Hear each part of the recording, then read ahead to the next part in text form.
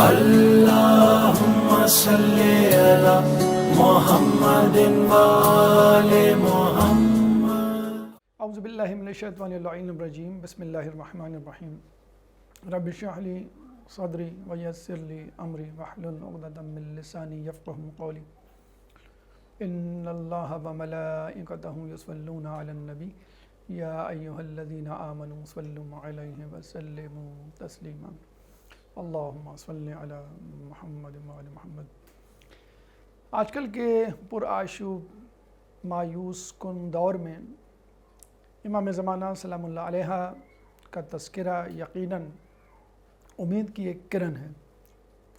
ہم میں سے بہت سے لوگ اور یقیناً وہ لوگ جو ہم سے پہلے گزر چکے ہیں امام کے ظہور کو شاید نہ دیکھ پائیں. وہ لوگ تو نہیں دیکھ پائے جو ہم سے پہلے گزر گئے، اور ہم میں سے بھی بہت سے لوگ شاید نہ دیکھ پائیں. امام کا ظہور یقیناً سب سے بڑی خبر ہے، بلاک بسٹر نیوز ہے کہ جو اس دنیا کے باسیوں کو نصیب ہوگی. لیکن اس سے پہلے کیا ایسی چیز، کیا ایسا واقعہ، کوئی بات جس سے ہماری نا امیدی امید میں تبدیل ہو جائے، اور وہ ہے ملاقات امام زمان.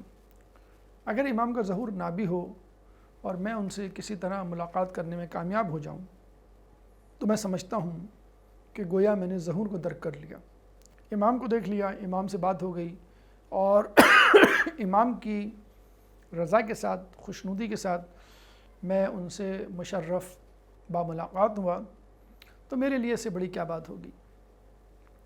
اب سوال یہ پیدا ہوتا ہے کہ کیا امام سے ملاقات ممکن ہے؟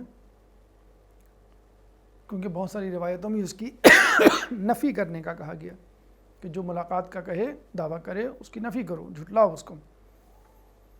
دوسرا سوال یہ پیدا ہوتا ہے کہ کس طرح ملاقات ممکن ہے، روبرو، دو بدو، خواب میں، یا روحانی طور پہ، ظاہری آنکھوں سے، باطنی آنکھ سے. تیسرا سوال پیدا یہ ہوتا ہے کہ امام سے ملاقات کے لیے کیا اوصاف، کیا فیچرز اپنے اندر، اپنی پرسنالٹی میں پیدا کرنے چاہیے. اور آخری بات کہ امام اپنے خاص اصحاب، اپنی ٹیم کو کس طرح لے کے چلتے ہیں، اور ہم اس کی ٹیم میں کیسے شامل ہوں، کس حیثیت میں شامل ہوں. تو پہلا سوال کہ کیا امام سے ملاقات ممکن ہے، کیونکہ امام ہی کی طرف سے روایت ہے کہ ہماری ملاقات کے دعوے دار کو جھٹلاؤ. تو اس کے لیے ہمیں وہ توقیع پڑھنی ہوگی، وہ خط پڑھنا ہوگا، وہ مکتوب پڑھنا ہوگا، وہ لیٹر پڑھنا ہوگا کہ جو امام نے اپنے آخری سفیر علی بن محمد سمری کو لکھا، اور اس توقیع میں یہ کہا کہ تمہارا 6 دن کے بعد انتقال ہو جائے گا، اور اس کے بعد تم کسی اور کو اپنا جانشین مقرر نہیں کرنا، یعنی ہمارا جانشین مقرر نہیں کرنا، کوئی نیا سفیر نہیں ہوگا. کیوں کہ اب ہمارا غیبت کبریٰ کا دور شروع ہو رہا ہے، اور ہمارا ظہور اذن الہی کے بغیر ممکن نہیں.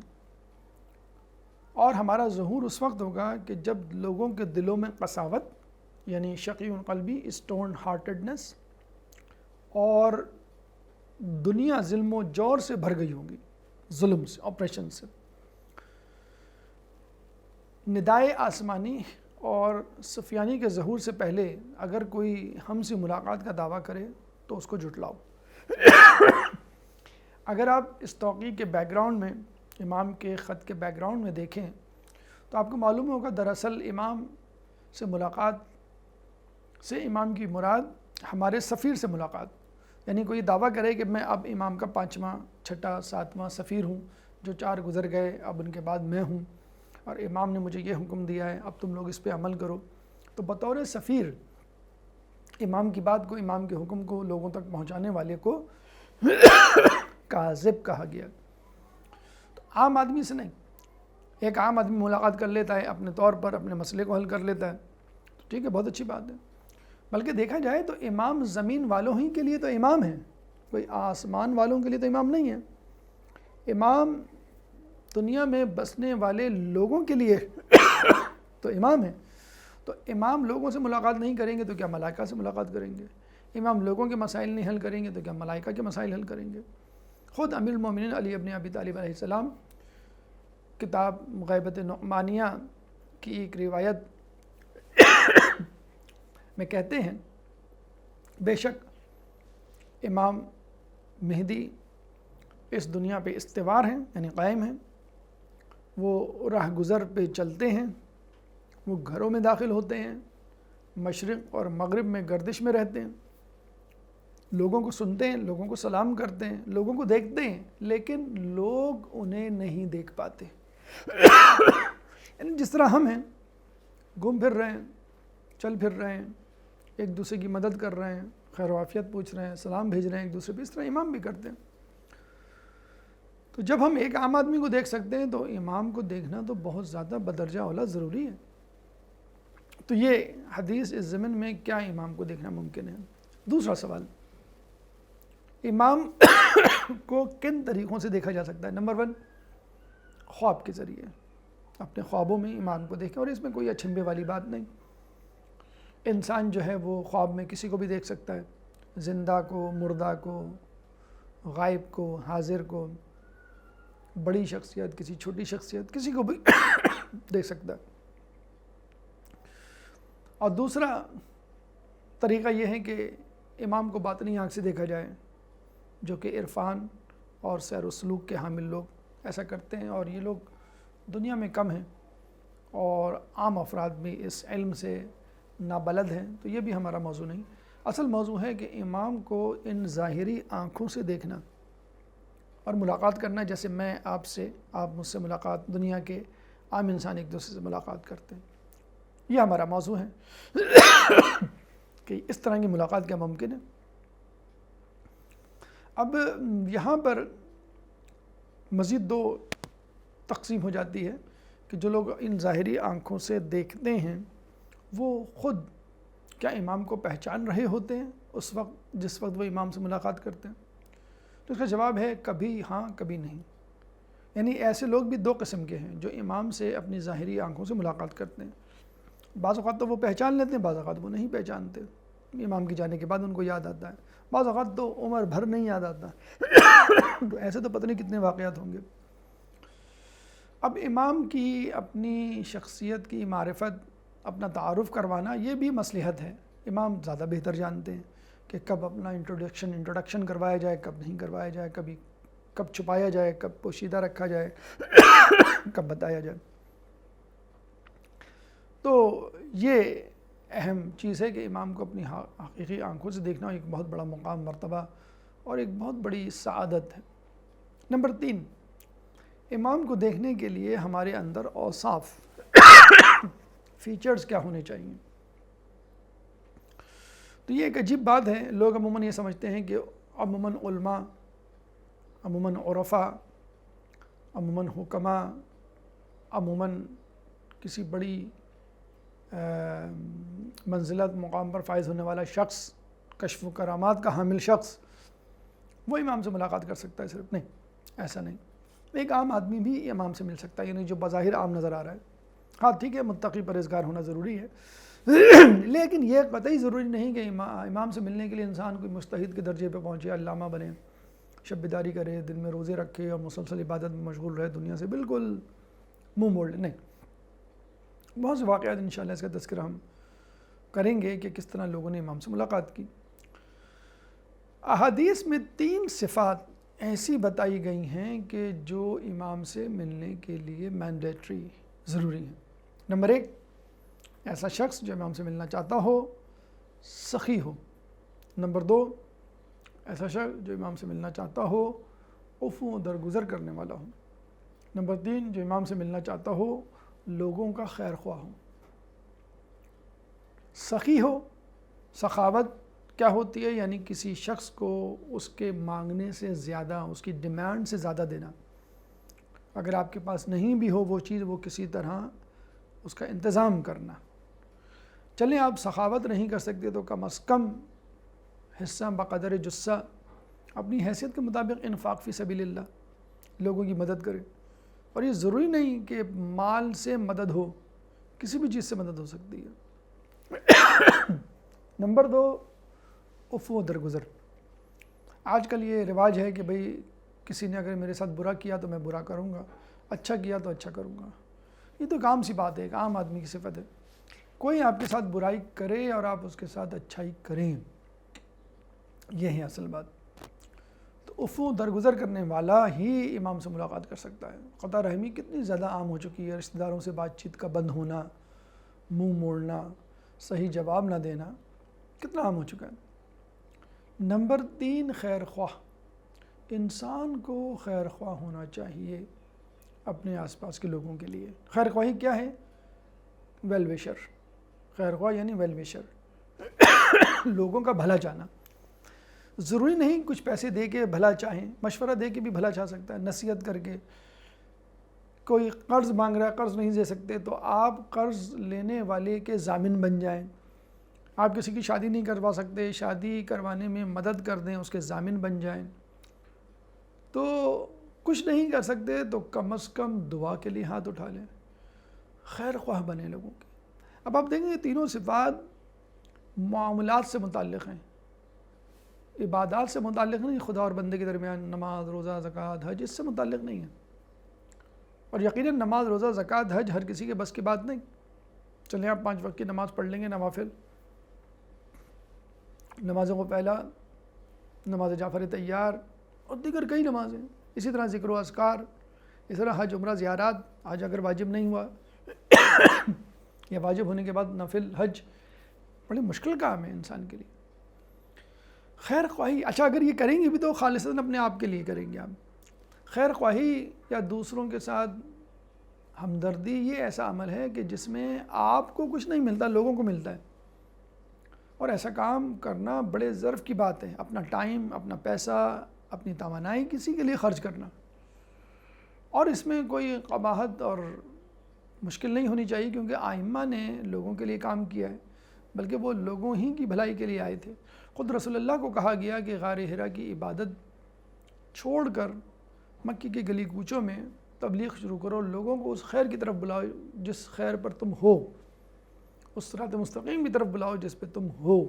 تو جب ہم خیر خواہی کی بات کرتے ہیں اس میں لوگوں کو کچھ مل رہا ہوتا ہے، اور یہ اعلیٰ ظرف کا انسان ہی برداشت کر سکتا ہے کہ وہ لوگوں کو دے، لوگوں کے ملنے پر خوش ہو، ان کا خیر خواہ ہو۔ اور یہ اعلیٰ ظرف لوگوں کا کام ہوتا ہے کہ اگر کوئی اس سے برائی کرے، اس کا نقصان پہنچائے اس کو، تو معاف کر دیں، جس طرح خدا معاف کرتا ہے، جس طرح انبیاء جس طرح خود امام معاف کر دیا کرتے تھے۔ تو یہ تینوں صفات لوگوں سے متعلق ہیں، اور اس میں میرے خیال میں مشکل کام ضرور ہے، لیکن آپ کی کیپیسٹی کے اندر ہے۔ یعنی ہر آدمی یہ کام کر سکتا ہے، عالم ہو، جاہل ہو، غریب ہو، امیر ہو، مقامی ہو، پردیسی ہو، اجنبی ہو، شناسہ ہو، ہر آدمی یہ کام کر سکتا ہے، چھوٹا بڑا، عورت مرد، بزرگ بچہ، ہر شخص یہ کام کر سکتا ہے۔ ایک اور روایت میں مزید تفصیل کے ساتھ رسول فرماتے ہیں، ابدال یعنی ابدال امام کے خاص اصحاب کو کہا جاتا ہے۔ ابدال اپنے اعمال کی وجہ سے جنت میں نہیں جائیں گے، بلکہ خدا کی رحمت، سخاوت، مہربانی کی وجہ سے جنت میں داخل ہوں گے۔ اب اس میں آپ دیکھ لیجئے، خدا کی رحمت یہ آپ سے متعلق نہیں ہے، خدا جس پہ اپنی رحمت، توفیقات ڈال دے، امٹ دے۔ پھر سخاوت کہ یہ عبادت اور اپنے آپ سے متعلق نہیں ہے، بلکہ آپ کو لوگوں کا کچھ کرنا ہوتا ہے۔ پھر مہربانی، آپ جسے کہتے ہیں کہ لوگوں کے لیے پیدا کریں، لوگوں کے سے جو ہے وہ احسان سے پیش آئیں، اور ان کو اچھی طرح جو ہے وہ ان کی دیکھ بھال کریں۔ تو ظاہر سی بات ہے ایسا ہی شخص امام کو درکار ہے اپنی نصرت کے لیے، کہ جو مہربان ہو، جو سخی ہو، جو لوگوں پہ نرمی سے پیش آئے۔ یہ تمام خصوصیات جن کا تعلق عبادت سے نہیں، معاملات سے ہیں۔ تو یہ چیزیں اپنے اندر پیدا کیجئے۔ بلکہ یہ بھی آیا ہے روایتوں میں کہ اگر کوئی شخص یعنی لوگوں کی ضروریات کا تم سے وابستہ ہونا اس بات کی دلیل ہے کہ خدا تمہیں پسند کرتا ہے۔ جب بھی تو کوئی آپ سے پیسے مانگنے آ رہا ہے، جب بھی تو آپ سے کوئی مشورہ مانگنے آ رہا ہے، جب بھی تو آپ سے کسی کام کے لیے آ رہا ہے، کوئی چیز مانگنے آ رہا ہے، تو یہ جو چھوٹی چھوٹی چیزیں لوگ آپ سے مانگتے ہیں یا آپ کے در پر آپ کے پاس محتاج بن کر آتے ہیں، تو سمجھ لیجیے یہ بھی ایک طرح کا ٹیسٹ کیس ہے۔ جس طرح ہم کہتے ہیں کہ بھئی کلاس میں چھوٹے چھوٹے جو ٹیسٹ ہوتے ہیں اس کو پاس کرو گے تو مڈ ٹرم میں پاس ہوگے، مڈ ٹرم کو پاس کرو گے تو فائنل ٹرم میں جو ہے تمہارے اچھے مارکس آئیں گے۔ تو لوگوں کی ضروریات کو پوری کریں۔ جب بھی کوئی شخص آپ کے پاس ضرورت لے کر آئے تو سمجھ لیں کہ امام نے بھیجا ہے، اور امام نے ایک ٹیسٹ کیس آپ کو دیا ہے، ایک انٹرویو، ایک ریٹن ٹیسٹ کوالیفائی کرنے کے لیے آپ کو دیا گیا، دیکھیں آپ اس کو کس طرح پاس کرتے ہیں۔ اب یہ آخری سوال کی طرف کہ امام کے ساتھ جو لوگ ہیں کیونکہ ہمارے مطابق امام ہی اس دنیا کو چلا رہے ہیں، اور یہی وجہ ہے کہ امام کے چاہنے والے، اہل بیت کے ماننے والے اس دنیا سے ختم نہیں ہو پاتے۔ اگر دوسری طاقتیں دنیا کو، استعمار کی طاقتیں، دولت مند ممالک اس دنیا کو چلا رہے ہوتے تب تک دنیا ان کے ہاتھ میں آ چکی ہوتی۔ کیوں عراق، ایران، لبنان، سعودی عرب، پاکستان، انڈیا میں رہنے والے، یمن میں رہنے والے امام کے ماننے والے ختم کیوں نہیں ہو جاتے؟ کتنے دشمن ہیں شیعان علی کے، اہل بیت کے ماننے والوں کے، لیکن پھر بھی ماشاءاللہ قائم و دائم ہیں، ان کی عزاداری قائم ہے، عاشور کی مجالس ہو رہی ہیں، اور ان کا مجمع ہر سال بڑھتا چلا جا رہا ہے، کروڑوں تک بات پہنچ گئی ہے۔ کیوں؟ کہ ان کے اوپر اللہ تعالیٰ نے ایک حاکم اور اپنی حجت کو مقرر کیا ہوا ہے کہ جو ان کے انفرادی اجتماعی دونوں معاملات کو دیکھ رہا ہے۔ تو انسان کے لیے ضروری ہے کہ اگر وہ چاہتا ہے امام کی ٹیم میں شامل ہو تو اپنے آپ کو کوالیفائی کرنے کے لیے لوگوں کی مدد کرے۔ امام کی ٹیم کے حوالے سے کہا جاتا ہے کہ امام کی ٹیم میں سب سے پہلے جو قریب ترین لوگ ہیں، جیسے ہم کہہ لیں پاکستان کے 4 صوبوں کے 4 گورنر کہہ لیں، تو امام کے اوتاد ہیں 4 کی تعداد میں۔ وہ کون سے ہیں؟ حضرت خضر علیہ السلام، حضرت عیسیٰ علیہ السلام، حضرت الیاس علیہ السلام اور حضرت ادریس علیہ السلام، یعنی یہ 4 پیغمبر۔ خضر علیہ السلام کے بارے میں بھی کہا جاتا ہے کہ وہ پیغمبر تھے۔ تو یہ چیزیں تو ریزرو ہیں، جیسے آپ کسی ریسٹورنٹ یا شادی میں جاتے ہیں تو ٹیبلوں پہ ریزرو کا کارڈ رکھا ہوا ہوتا ہے، تو یہ ریزرو ہے، ان تک تو ہم نہیں پہنچ سکتے۔ تو ہم کہاں تک پہنچ سکتے ہیں؟ اب ظاہر سی بات ہے خضر علیہ السلام لوگوں کو پانی میں راستہ دکھانے والے، الیاس علیہ السلام لوگوں کو خشکی پہ راستہ دکھانے والے، جن کی ملاقات رسول اکرم صلی اللہ علیہ وآلہ وسلم سے طائف کے مقام پر ہوئی تھی کہ جب لوگوں نے آپ کو پتھر مارے تھے اور آپ کا جوتا خون سے بھر دیا تھا۔ تو دونوں انبیاء نے، رحمت للعالمین خاتم الانبیاء نے اور الیاس علیہ السلام نے بیٹھ کے گفتگو کی تھی اور ایک دوسرے کی دلجوئی کی تھی۔ ادریس علیہ السلام آدم علیہ السلام کے بعد کے نبی ہیں، شیس علیہ السلام، اور پھر تیسرے نمبر پہ ادریس علیہ السلام، جن کے بارے میں کہا جاتا ہے وہ غیبت میں چلے گئے تھے۔ ایک روایت میں ہے کہ وہ جنت میں چلے گئے اور اب تک وہیں پر ہیں، ایک روایت میں ہے کہ نہیں، وہ امام کے ساتھ موجود ہیں بطور اوتاد۔ اور عیسیٰ علیہ السلام جو کہ اٹھا لیے گئے ہیں، اور اللہ تعالیٰ امام کے ظہور کے بعد ان کو نازل کرے گا اور وہ دجال کو قتل کریں گے اور امام کے نصرت کرنے والے بنیں گے۔ تو یہ 4 سیٹیں تو انبیاء سے پر ہو چکی ہیں، باقی سیٹیں خالی ہیں۔ یہ خالی کا مطلب ہے آپ ان میں شامل ہو سکتے ہیں، بشرطے کہ آپ اپنا وہ مقام پیدا کریں، وہ خصوصیات پیدا کریں جو بھی بتائی گئیں۔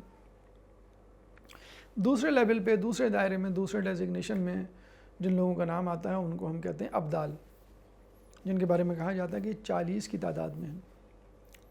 کچھ روایتوں میں 30 کا عدد بھی آیا ہے۔ امام باقر علیہ السلام سے ایک روایت ہے کہ امام اپنے ساتھیوں کے ساتھ نکلتے ہیں اور ان کے ساتھی 30 کی تعداد میں ہیں، اور ورنہ وہ گوشہ نشین رہتے ہیں۔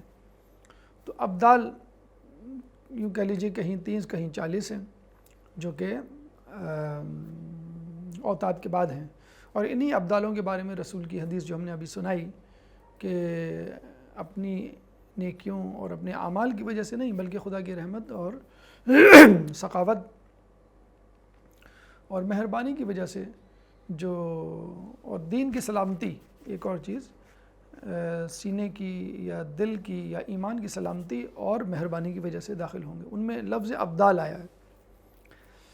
تیسرے نمبر پہ جو لوگ آتے ہیں جن کا تذکرہ روایتوں میں ملتا ہے وہ ہے نجبہ، جو 70 کی تعداد میں ہیں، یعنی ان کا lower level, lower than Abdal. Abdal is lower than اوتاد. اس کے بعد آخری نمبر پر آتے ہیں صالحین، جو کہ 360 کی تعداد میں ہیں، لوسٹ لیول ہے. یعنی صالحین آر اکاؤنٹیبل فار 2 نجبہ، نجبہ آر اکاؤنٹیبل ٹو ابدال، اینڈ ابدال آر اکاؤنٹیبل ٹو اوتاد.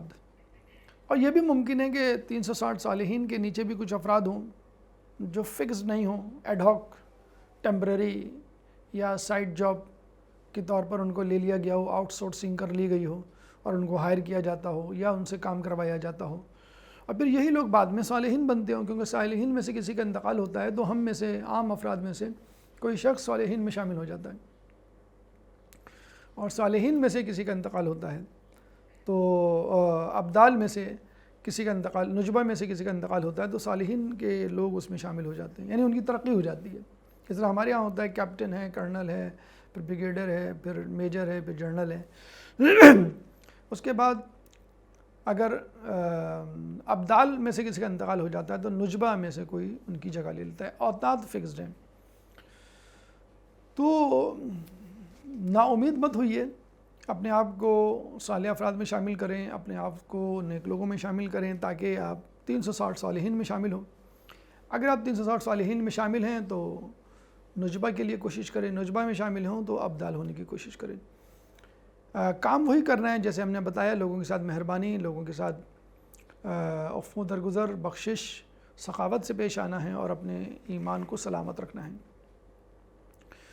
اللہ تعالیٰ سے دعا ہے کہ اللہ تعالیٰ ہمیں عفو درگزر کرنے کی توفیق عطا فرما. اللہ تعالیٰ سے دعا ہے کہ ہمیں لوگوں کے ساتھ سخاوت کے ساتھ پیش آنے کی توفیق عطا فرما. اللہ تعالیٰ سے دعا ہے کہ ہمیں لوگوں کی، مظلوموں کی مدد کرنے کی توفیق عطا فرما. اگلے درس میں انشاءاللہ وہ واقعات پیش کیے جائیں گے کہ جس میں لوگوں کے پاس یہ صفات تھیں اور اس وجہ سے وہ امام کے جو ہے وہ امام کی ملاقات سے کہ متحمل ہو سکے. ربنا تقبل منا انک انت السمیع العلیم وتب علینا انک انت التواب الرحیم برحمتک یا ارحم الراحمین. اللهم صل على محمد وآل محمد.